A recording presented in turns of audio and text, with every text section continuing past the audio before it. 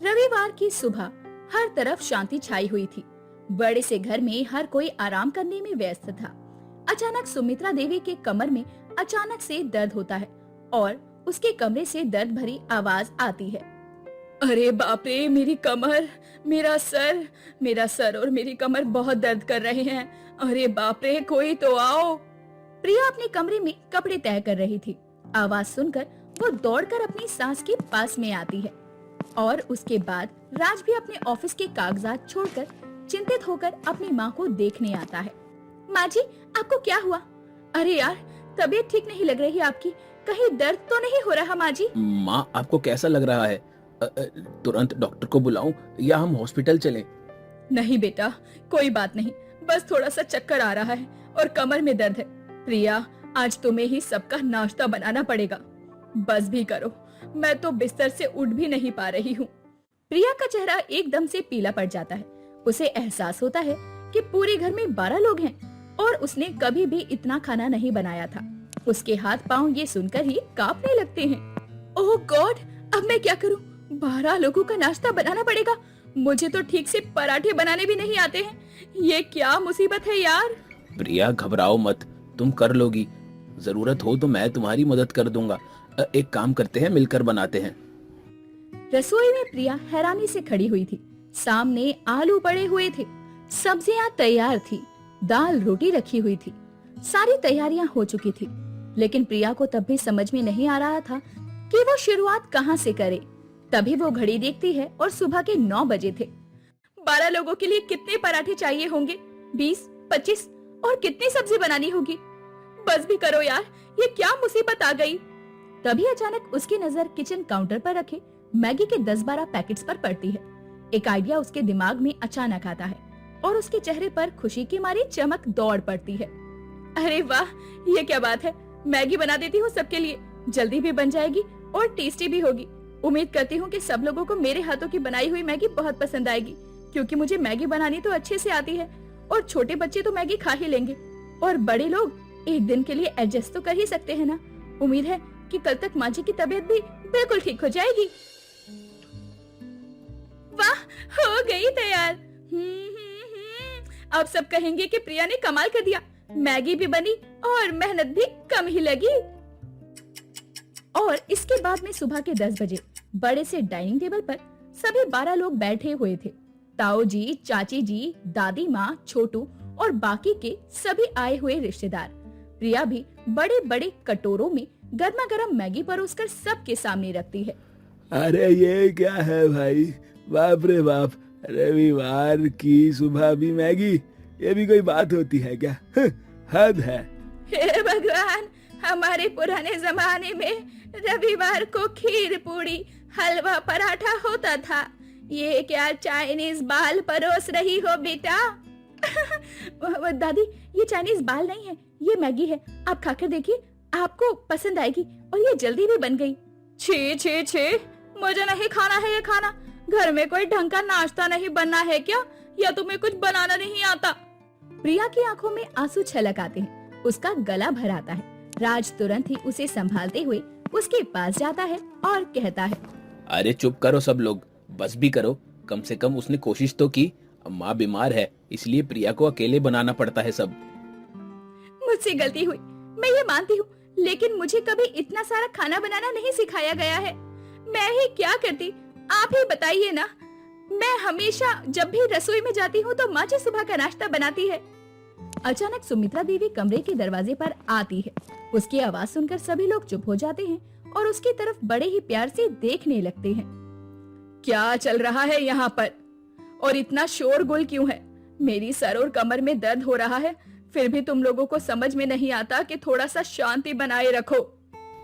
अरे भाभी जी, आपकी बहू ने आज रविवार के पवित्र दिन हम सबको मैगी परोस दी। ये कैसे संस्कार है? घर की मर्यादा का क्या हुआ अब? सुमित्रा देवी वहाँ पर खड़ी खड़ी सबको देखती रहती है। तभी अचानक से उसे किसी पुरानी बात की याद आती है और वो हैरान रह जाती है। अरे नहीं नहीं, छोटू बेटा, मेरे कमरे में मत जाना, वहाँ कुछ भी नहीं है।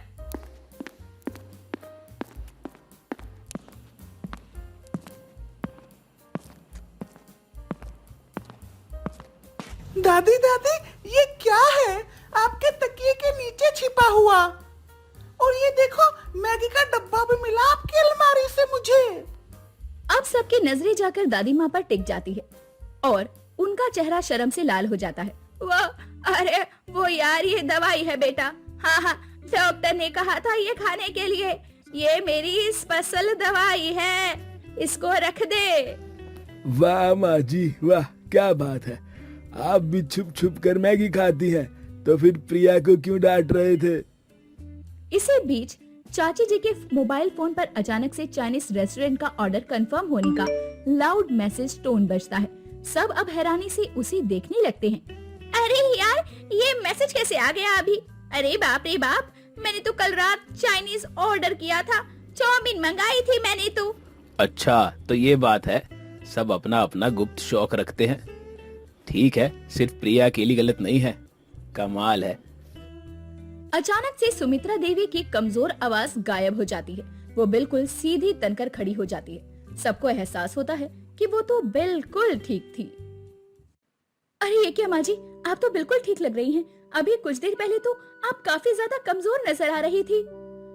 अरे मुझे कुछ भी नहीं हुआ है, पर ये सब कुछ बहुत गलत बात है। माफ करना बेटी, मुझे हमेशा डर लगता था कि कहीं तुम मेरी जगह ना ले लो इस घर में, मेरी अहमियत कम ना हो जाए। बूढ़े होने का डर था मुझे। माँ, ये तो बहुत ही गलत बात है। प्रिया को कभी मौका ही नहीं दिया सीखने का, कैसे सीखेगी वो? इसीलिए मैंने ये सब नाटक किया। अचानक पूरा माहौल भावना से भर जाता है। अरे सुमित्रा बेटी, बिल्कुल गलत सोच रही हो तुम। बहू घर की सबसे कीमती बेटी होती है, कोई दुश्मन नहीं। देखो, मैं 75 साल की हूँ, क्या मेरी जगह किसी ने ले ली? अरे भाई साहब, बहुत हो गया ड्रामा। अब हम सब मिलकर प्रिया की बनाई मैगी खाते हैं। बेचारी ने इतनी मेहनत से जो बनाई है। मुझे तो मैगी बहुत पसंद है। प्रिया भाभी, आप कल भी मैगी बनाइएगा और परसों भी। धीरे धीरे सबकी गलतफहमी और नाराजगी दूर होने लगती है। चाची जी भी अब आगे आकर प्रिया के कंधे पर प्यार से हाथ रखती है और कहती है, बेटी प्रिया, हमसे भी बहुत बड़ी गलती हो गई है। तुमने बहुत अच्छा खाना बनाया है और हमें माफ कर दो। हम सब मिलकर यही खाएंगे। चलिए अब सब मिलकर खुशी से खाते हैं। और माँ जी, कल से आप मुझे बिल्कुल ठीक से रसोई सिखाना। मैं भी सीखना चाहती हूँ जॉइंट फैमिली के लिए अच्छा अच्छा नाश्ता बनाना।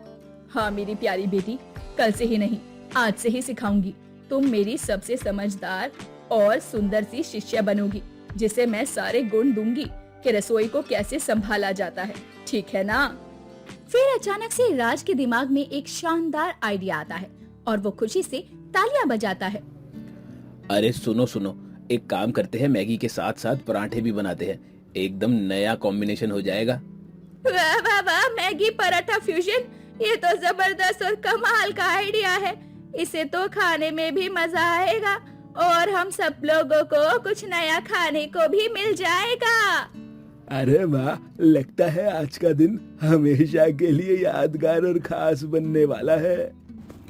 दादी माँ, अब तो आप बिना छिपे खुले आम मैगी खा सकती है और कोई कुछ कहेगा भी नहीं।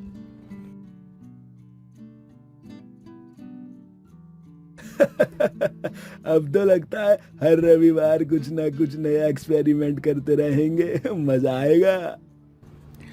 यूहू, प्रिया भाभी, अगले रविवार चाउमीन बनाइएगा और उसके बाद पास्ता। सभी लोग जोर जोर से हंसने लगते हैं। रसोई में खुशी का माहौल होता है। सुमित्रा देवी और प्रिया साथ में मिलकर प्रेम से खाना बना रही होती हैं। बेटी प्रिया, आज तुमने मुझे जिंदगी का सबसे बड़ा और कीमती सबक सिखाया है। डर और अविश्वास की वजह से रिश्ते कभी खराब नहीं करने। आखिरकार डाइनिंग टेबल पर 12 लोग एक साथ बैठकर मैगी पराठा खाते हैं और उसे एंजॉय करते हैं। देखिए कैसे एक छोटी सी गलतफहमी ने आज पूरे घर को एक कर दिया। यही तो है असली परिवार का प्रेम। अरे वाह प्रिया, ये तो वाकई बहुत टेस्टी और लजीज है। तुमने सच में कमाल कर दिया। भगवान करे इस खुशहाल घर में हमेशा ऐसे ही प्रेम और खुशियाँ बनी रहे। अरे कोई बात नहीं, अगर रोज नाश्ते में मैगी भी खानी पड़े तो। और इस तरह पूरा परिवार एक साथ खुशी खुशी मैगी को एंजॉय करता है। सभी लोग दिल खोलकर हंसते हैं और उसके बाद सुमित्रा देवी कहती है, आज मैंने पक्का समझ लिया कि बहू घर की असली रानी और शान होती है और कोई किसी से मुकाबला नहीं कर सकता। और मैंने सीखा धैर्य, समझदारी और प्यार से हर रिश्ता मजबूत और सुंदर बनता है। अब हमारा घर सच में स्वर्ग जैसा लग रहा है। सभी लोग एक साथ हंसते हैं, खुशी से खाना खाते हैं। रविवार की ये सुबह हमेशा के लिए उनके लिए यादगार बन जाती है। अरुणा एक रोज बाजार जाती है और लौटते हुए उसकी नजर आटे की चक्की पर जाती है, तो वो याद करते हुए खुद से कहती है, हाय दैया, मैं तो भूल ही गई कि चक्की में गेहूं पिसवाने के लिए दिया था अशोक ने। पूरा एक दिन गुजर गया, अब तक तो पिस भी गया होगा आटा। अब आई हूँ तो ले ही जाती हूँ। तभी अरुणा आटे की चक्की पर जाती है, जहाँ एक लड़की आटा पीस रही थी। उसे देखकर अरुणा के चेहरे पर अपने आप की मुस्कान आ जाती है। तभी वो लड़की कहती है, आप गेहूं पिसवाने आई हैं? नहीं नहीं, वो मेरा बेटा कल शाम गेहूं यहाँ रख कर गया होगा। अगर पिस गया हो तो मुझे दे दो बेटा, और पैसे भी बता दे। कल शाम को तो बस अशोक जी ही आए थे चक्की पर। आप उनकी माता जी हैं? हाँ हाँ बेटी। आप रुकिए, मैं अभी आपके पिसे हुए आटे का डब्बा लेकर आती हूँ। कुछ ही देर में अवनी आटे से भरा एक स्टील का डब्बा लेकर आती है और उसे देने ही वाली होती है कि तभी वो कहती है, आंटी जी, आप इतना भार कैसे उठा पाएंगी? आप रुकिए, मैं आपके लिए एक रिक्शा बुलवा देती हूँ। हाँ सही कह रही है तू।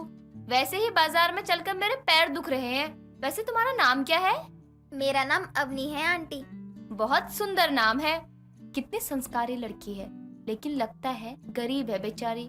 अकेली ही इस चक्की को संभाल रही है, साथ ही बड़ों का आदर करना भी जानती है। कुछ ही देर में अवनी अरुणा के जाने के लिए एक रिक्शा रुकवाती है, जिसमें वो पिसे हुए आटे का डब्बा रख देती है और फिर अरुणा भी रिक्शे में बैठकर वहाँ से चली जाती है। अरुणा को अवनी के संस्कार भा जाते हैं, जिसके बाद वो अवनी के बारे में सारी खोज खबर लेकर एक हफ्ते बाद उसके हाथ अपने बेटे के लिए मांगने अवनी के घर जाती है। अवनी के गरीब माँ बाप भी अपनी बेटी के लिए सामने से रिश्ता चलकर आता देखकर खुश होते हैं और अपने परिवार की खुशी देख अवनी शादी के लिए हाँ कर देती है। ये बात जब अशोक को पता चलती है तो वो हैरान रह जाता है, लेकिन अपनी माँ के फैसले के आगे उसकी एक नहीं चलती और कुछ ही समय में अवनी और अशोक की शादी भी हो जाती है और अवनी अपने ससुराल आकर खुश थी, लेकिन अशोक उससे दूर दूर ही रहा करता। एक रोज अवनी अपनी सास के लिए उसकी पसंद का हलवा बनाकर लाती है, तभी दरवाजे से पायल छनकाती हुई एक लड़की अपना सूटकेस लेकर अंदर आती है। कौन हो तुम बेटी, और किससे मिलना है तुम्हें? अपने पति मिस्टर अशोक से। मैं उनकी पत्नी शालिनी हूँ। क्या? आप दोनों की हैरानी मैं समझ सकती हूँ, लेकिन सच अक्सर हैरान करने वाला ही होता है। सासू माँ, ये लड़की क्या कह रही है? आप इसे जानती है? नहीं बहू, मैं अपने बेटे की एक ही पत्नी को जानती हूँ, जो कि तू है बहू। पता नहीं ये कहाँ से आकर यहाँ बकवास किए जा रही है। अरुणा उस शालिनी की तरफ गुस्से से बढ़ने लगती है। तभी ऑफिस से अशोक लौट कर आता है और शालिनी को वहाँ देखकर उसके पसीने छूट जाते हैं। तभी शालिनी अशोक का हाथ प्यार से पकड़ते हुए कहती है, अच्छा हुआ आ गई तुम। तुम्हारी माँ तो मेरी बातों को बकवास समझ रही है, तुम ही कहो, तभी शायद इन्हें यकीन आए। सच बता बेटा, ये लड़की मेरी गरीब बहू की सौतन है। वो हाँ माँ, मैंने शालिनी से कोर्ट मैरिज कर ली थी, लेकिन आपको बताने की हिम्मत नहीं हो पाई और फिर आपकी खुशी के लिए मैंने अवनी से शादी कर ली। आप ऐसा कैसे कर सकते हैं मेरे साथ? मैं नहीं जानती जो भी आपने कहा। समाज में मेरी शादी हुई है आपसे, मैं ही आपकी पत्नी हूँ और इस घर की बहू भी। तुम बस एक गरीब लड़की हो जो गलती से इस घर की बहू बन गई, इससे ज्यादा कुछ नहीं। और अशोक की लाइफ में तुमसे पहले आई हूँ, इसलिए मेरा इस पर तुमसे ज्यादा हक है। चलो अशोक, कमरे में चलकर बात करते हैं। शालिनी अशोक के साथ वहाँ से चली जाती है। अरुणा को अभी यकीन नहीं हो रहा था कि उसका बेटा उसकी गरीब बहू की सौगन ले आया। अशोक उसका एकलौता बेटा था, वो उसे खुद से दूर नहीं करना चाहती थी, इसीलिए वो उसे घर से नहीं निकालती, जिसके चलते अब अवनी को अपनी सौतन के साथ एक छत के नीचे रहना पड़ रहा था। एक रोज अवनी मंदिर में धूप जलाए पूजा कर रही थी कि तभी शालिनी वहाँ आकर कहती है, अरे ओ इस घर की गरीब बहू, इस अमीर घर में रह रही हो तो थोड़ी अक्ल का इस्तेमाल करो। ये क्या धुआं फैला रखा है? तुमसे मतलब मैं मंदिर में धूप जलाऊं या पूरे घर को धुआं फैलाऊं? तुम्हें क्यों दिक्कत हो रही है? दिक्कत तो मुझे तुम जैसे गरीबों से ही है जो किसी जगह अच्छे से रहने लायक ही नहीं होते। हाँ, शालिनी की बात सुन अवनी को बहुत गुस्सा आता है और वो उस पर हाथ उठाने ही वाली होती है कि तभी अशोक वहाँ आकर उसका हाथ पकड़ लेता है और जोर से झटक कर कहता है, तुम ये क्या कर रही हो अपनी? देखो ना अशोक, बिना बात किए मुझ पर हाथ उठाने लगी। कैसी गरीब लड़की को तुम्हारे पल्ले बांधा है तुम्हारी माँ ने? अशोक जी, इसके मेरे बारे में देखो गलती हो गई है तो अब झाड़ू की तरह सफाई देने की कोशिश कर रही है। अशोक चलो, इसकी बात सुनने में अपना टाइम बर्बाद मत करो। पर अशोक जी सुनिए तो। इससे पहले कि अवनी आगे कुछ कहती, शालिनी अशोक को वहाँ से ले जाती है। समय बीतता है। इस तरह शालिनी बात बात पर अवनी को गरीबी के ताने दिया करती, जिसे सहते सहते अवनी थक चुकी थी। अरुणा की तबीयत ज्यादातर खराब ही रहने लगती है, जिसके कारण अवनी उसे कुछ नहीं कह सकती थी। एक रोज वो बगीचे को साफ करने के लिए बाहर आती है तो देखती है कि शालिनी किसी लड़के को नोटों की गड्डियां दे रही थी। तभी अवनी पौधों के बीच जाकर उनकी बातें सुनने की कोशिश करती है, लेकिन उसे कुछ सुनाई नहीं पड़ता और कुछ देर में शालिनी इधर उधर देखते हुए घर के अंदर चली जाती है। रात को खाना खाते वक्त अशोक अवनी से कहता है, माँ ने खाना खाया? हाँ, वैसे उनका मन नहीं था, लेकिन दवाई खानी थी इसलिए मैंने खिला दिया। अच्छा मेरी सुनो ना, मुझे 10,000 रुपए चाहिए थे, बहुत जरूरी काम है। हाँ तो अलमारी से पैसे ले लो। पर अलमारी में तो कोई पैसे है ही नहीं। नहीं है मतलब? मैंने कल ही रखे थे, तुम ध्यान से देखो। होते तो मैं तुमसे क्यों कहती। एक मिनट, घर की साफ सफाई तो ये गरीब ही करती है ना, कहीं इस गरीब ने तो पैसे नहीं चुरा लिए? ये सब अपने कमरे से आ रही अरुणा सुन रही थी और वो गुस्से में कहती है, खबरदार, जो मेरी बहू पर ऐसा इल्जाम लगाया तो वो गरीब है, लेकिन और किसी चीज को लेकर उसे लालच नहीं है, फिर वो पैसा हो या कोई इंसान। हाँ रहने दीजिए, इस गरीब ने इतने सारे पैसे एक साथ देखे ही नहीं होंगे, इसीलिए कर दिया होगा हाथ साफ। इतना कहकर शालिनी पैर पटकती हुई वहाँ से चली जाती है और अशोक भी उसके पीछे जाता है। तो अवनी शालिनी की किसी लड़के को पैसे देने वाली बात बताती है। ये सुनकर अरुणा को शालिनी को लेकर कुछ गड़बड़ सी लगती है। समय बीतता है। अगले महीने शालिनी फिर अपनी साड़ी के पल्लू में नोटों की गड्डी छुपाए बाहर आती है, लेकिन इस बार अरुणा बगीचे में झाड़ियों के पीछे छुपकर उसे देखती रहती है और जैसे ही वो लड़का वहाँ पैसा लेने आता है, अरुणा उनके सामने आ जाती है और दोनों को अंदर ले जाती है। तभी अशोक भी अपने कमरे से बाहर आता है तो शालिनी के हाथों में पैसे और उस अनजान लड़के को देखकर कहता है, माँ ये सब क्या हो रहा है यहाँ? ये तो मेरी गरीब बहू के सौतन से ही पूछ। मैंने तो इसे इस लड़के को पैसे देते हुए रंगे हाथ पकड़ा है, और हो ना हो उस दिन अलमारी से पैसे इसी ने चोरी करके लड़के को दिए होंगे और इल्जाम मेरी मासूम बहू पर लगा रही थी। शालिनी, माँ क्या कह रही है, जवाब दो। वो देखो, मैं वो सच बताती हो या मैं पुलिस को बुलाऊं? नहीं, पुलिस को मत बुलाना प्लीज, ये मेरा भाई है। मैंने ऐशो आराम की जिंदगी जीने के लिए तुमसे शादी की और हर महीने इसे चोरी छिपे पैसे देती रही। देखो मुझे माफ कर दो। मैं माफ कर दूं? तुम मुझे अब तक धोखा दे रही थी। हाँ, और इसकी वजह से ही तूने मेरी बहू की कदर भी नहीं की, और अभी भी वक्त है, इसे यहाँ से चलता कर, वरना मैं अभी बहू के साथ यहाँ से चली जाऊंगी। सब कुछ जानने के बाद सही फैसला लेते हुए अशोक शालिनी को उसके सामान के साथ घर से निकाल देता है। साथ ही अपनी माँ और अवनी के आगे शर्मिंदा होकर माफी मांगता है। सेविका अपने पति अनिल और विधवा ननद माला के साथ बेलागंज नाम के गांव में रहा करती थी।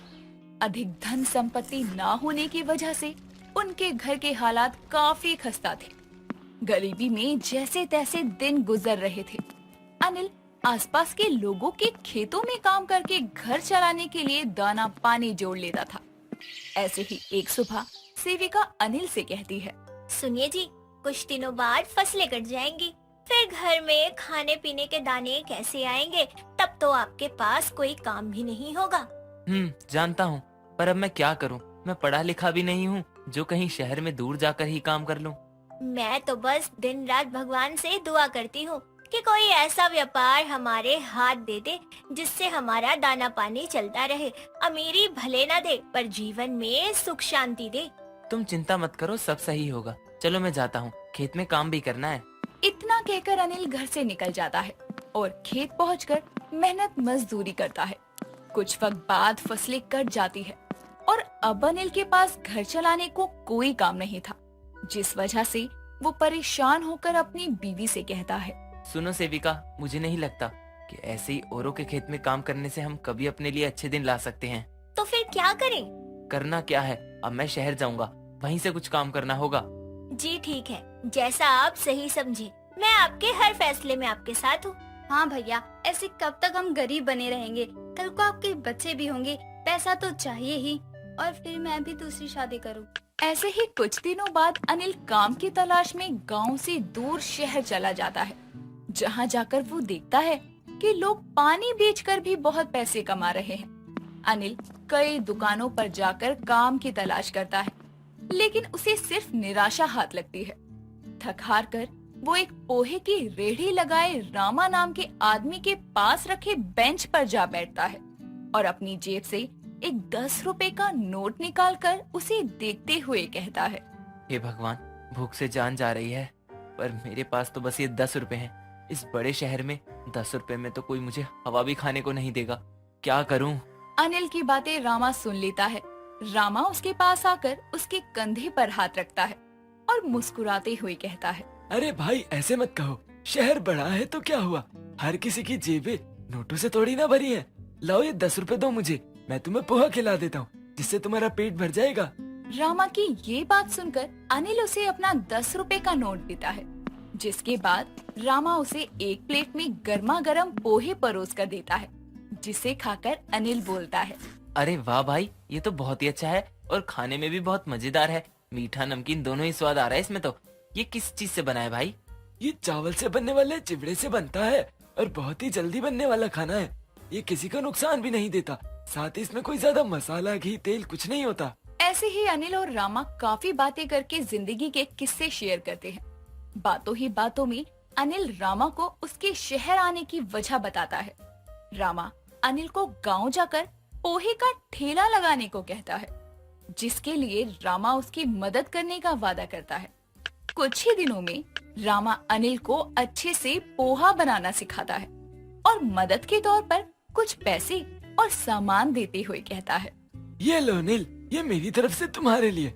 अब तुम अपने गांव जाकर गरीब पोहे वाले के नाम से ठेला लगा लो और मुझे पक्का यकीन है कि गांव के लोगों को जरूर पसंद आएगा। रामा से पैसे और सामान लेकर अनिल फिर से गांव आता है और सेविका को रामा और शहर में हुई सारी बातें बताता है, जिसके बाद सेविका कहती है, भगवान रामा जी का हमेशा भला करे। जी हम कल से ही पोहे का ठेला लगाना शुरू कर देंगे।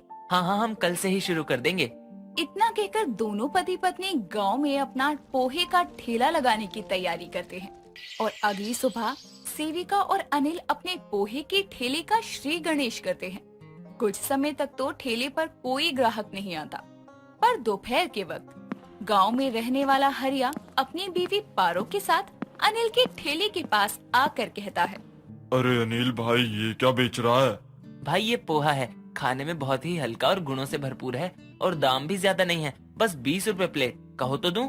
हाँ हाँ, खिला दे, हम भी तो देखें कि ये पोहा कैसा होता है। हरिया के कहने पर अनिल 2 प्लेट गर्मा गर्म पोहा हरिया और उसकी बीवी को देता है।